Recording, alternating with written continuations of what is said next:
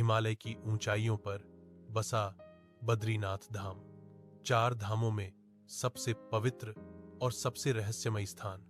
यहाँ भगवान विष्णु स्वयं बद्री नारायण रूप में विराजमान है।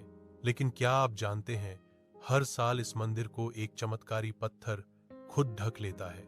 प्रकृति की अद्भुत शक्ति कहते हैं, जब सर्दियां आने लगती हैं तो अलकनंदा नदी के किनारे स्थित यह मंदिर भारी बर्फ और ठंड से घिर जाता है। ठीक उसी समय एक विशाल शालिग्राम शिला भगवान विष्णु की मूर्ति के आगे आकर टिक जाती है, जैसे कोई दिव्य शक्ति खुद आकर नारायण को ठंड और बर्फ से बचा रही हो। दी शालिग्राम की दिव्यता।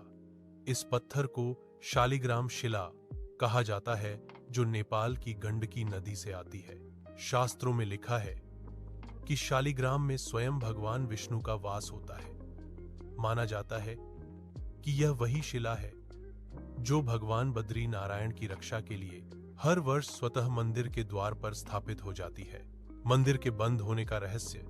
हर साल नवंबर में जब बद्रीनाथ मंदिर के कपाट बंद किए जाते हैं तो इस शालिग्राम शिला को मूर्ति के सामने रखकर द्वार सील कर दिए जाते हैं और अगले 6 महीने तक भयंकर बर्फबारी, तूफान और हिमखंडों के बीच कोई भी इस मंदिर तक नहीं पहुंच पाता।